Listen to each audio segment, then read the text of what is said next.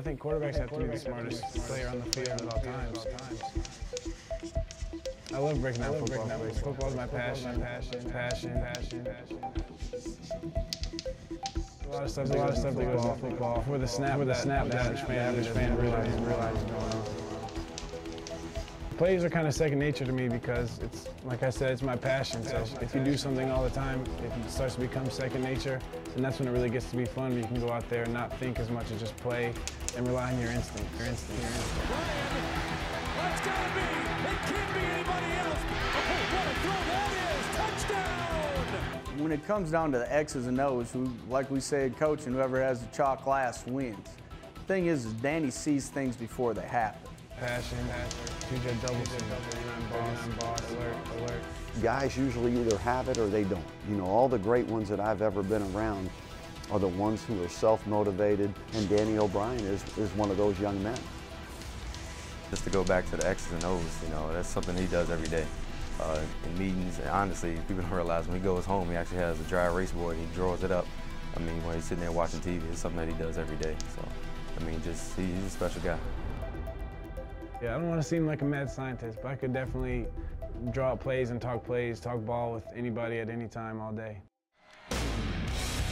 It was that kind of passion and desire that led to Danny being named the ACC's Rookie of the Year last season by throwing for over 2,200 yards and 21 touchdowns. I mean, the biggest thing is when you got it, you got it. I mean, you know, and not too many people can say that. And the biggest thing is just the game comes so easy for him, just understanding concepts and certain coverages and how to react in certain situations. You know, most people don't have that. So what I'm gonna do is boom, and then get my eye on the inside guy, and if he collapses, I'm gonna recollect and get it out to the second slant or the first slant, depending on what look they give us. And the ball's gotta come out quick and on time, and especially on slants and quick game, you gotta be really accurate. Brian into the end zone for Smith, diving grab, touchdown, Maryland! Maybe sometimes you realize, like, wow, you know, he's young. It's pretty impressive. You know, is there anything to worry about because he's so young? But I mean, you know, Danny's got it. He's poised. He's controlled. He's smart. He's smarter than any quarterback I've seen that you know, maybe 2 or 3 years older than him. So when I come up to the line, no matter what the drop is, sort all the mental part. And when you get back, it's all about quick feet and balance. So you're gonna drop back, stay set. You might have to move in the pocket a little bit. Always stay balanced and let it go. And always remain balanced and focus on where you're going to throw the ball and in line. You're obviously confident when you got a guy who knows what he's doing, his X's and O's, and regardless of whether he's a freshman, sophomore, or junior, you know, if he really knows what he's doing, you know, the whole team feels confident about it. I love this game. The reason I put so much time and effort into it is because I love it. I don't think I would do anything that I didn't love this much. I think it's the best game on the planet. I don't think there's any debate in that. A lot of behind-the-scenes action goes down here. This is our offensive film room where 90% of the preparation mentally takes place. I love this part just as much as actually playing the game because this part allows you to play a lot more freely and a lot more second nature. Oh, what a throw that is! Touchdown! So again, we're here in the low red zone, and sometimes plays don't go according to plan. So this one is a good example of that. Our first read here, the fullback is supposed to be in the flat, gets knocked off track. The second guy gets jammed up and double covered. The protection kind of breaks down because it's a quicker play. So here we go. Number 1, 2 aren't there, so I roll out, and then Torrey, who's our outlet, third or fourth progression, keeps coming and scrambles, works towards me, and makes a great catch in the corner of the end zone and gets 2 feet in bounds. You know, he's one of those, you know, you call gym rats. And from the standpoint that he's going to be, you know, in there watching film and getting every morsel of information that he can to prepare him better so he can go out and lead his team. Maryland still pitching it down the field. OBrien, that's got to be. It can't be anybody else. Touchdown, Maryland. They gave us one-on-one coverage again with him on a deep post. Again, it's just putting him in a spot where he can get it, knowing that from film all week that this is what they're going to give us, and they gave it to us, and I knew before the snap that was going to happen, and put it up, and he just made a great play, and then he dunks it. What he doesn't understand naturally, and what he's not going to achieve just through his athleticism, he's going to to attain through, you know, studying film and his knowledge of the plays and studying his opponent. The average fan might not know just how much goes into one game on Saturday. You only see the team out there for 2 or 3 hours on Saturdays, but they're grinding every day, day and night, around the clock, getting ready for each game, and it's a lot of work that goes into any successful football team. And while he's impressed everyone at Maryland with his knowledge and work ethic, Danny gives all the credit to his high school, East Forsyth in Kernsville, North Carolina, where he laid his foundation. Yeah, I wouldn't be where I am today without Coach Willard and East Forsyth.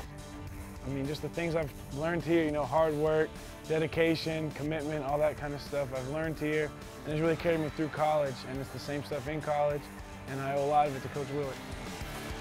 We had a crazy relationship, and when he changed a lot of my plays when we were during the season and stuff. If they worked, he was great because he made me look good. When they're wrong, I made sure everybody knew that he had called the play. It's just something that slows down for him. I think it is kind of a gift, a natural ability, but he works really hard. He made everyone on the team better, which is one thing that I think sets him apart. Pretty much every night after practice, we were going home, watching film, coming up with game plans for the next game, and I mean, we were just living football.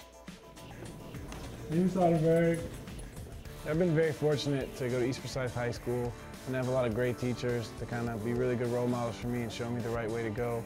You had to be a student athlete here at East. If you didn't perform in the classroom, all the teachers were the first people to talk to Coach Willard and I had to do some extra running if I was ever slacking off. So they had a high standard for me, and looking back on it, it's really helped me a lot more than I realized at the time. This is Danny's physics project. Well, I think he's a unique individual. I think he has his goals and dreams like everybody else, to be a big-time quarterback and go on to the NFL. But I also think he's smart enough to know that if that doesn't work out, I got to fall back on something else. And so that's where the academics come in. I think he went to the University of Maryland with maybe 16 credits under his belt.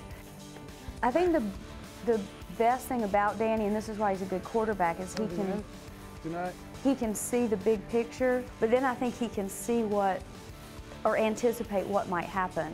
So I think that's what makes him a very gifted quarterback, is taking the knowledge, but then forecasting with that knowledge. And anytime there's a football field nearby, you'll surely find Danny there. He's talking football and eager to share some of his knowledge. Yeah, it's great to come back to where I'm from and kind of work with the high school kids that are still on this team. And I love giving back to them. They run the same offense that we ran when I was in high school. So to be able to contribute to them and get them better and keep them motivated and watch them get better when I'm back, it's a great feeling. He's been helping me with my route running, getting out the backfield for the speed out, and he's been improving the work lately. I joke with him, if football doesn't work out for him, I'd love to have him come here and coach for me. He does a great job with our young quarterbacks. I think he'll be at a lot higher level if he gets into coaching, but he's one of the best already, and he's like 20 years old, not quite 21, so there's a lot of potential for him. And he's very humble. He has a very humble personality. He's very smart, doesn't show off. He's just a hard-working guy. It's the hours in the film room when no one's there. It's spending time after practice with your receivers, getting the work in and the timing in, so that when you do step on this field on Saturdays or Fridays if you're in high school, that you're in complete control. And with this new season just around the corner, Danny will once again shift his focus back to the Terps. And under his leadership, he believes the sky's the limit for Maryland. Yeah, I want to be a quarterback that I want to first and foremost have a lot of success at Maryland and hopefully win an ACC title and get to a national championship. But I think the sky's the limit for us because we have a lot of talent. We have a great offensive line with a lot of experience, and we have extremely talented receivers who I think are pretty underrated, and they're really hungry to prove some things. So, if I get time back there and the receivers are going to get open, I think the sky's the limit for our offense.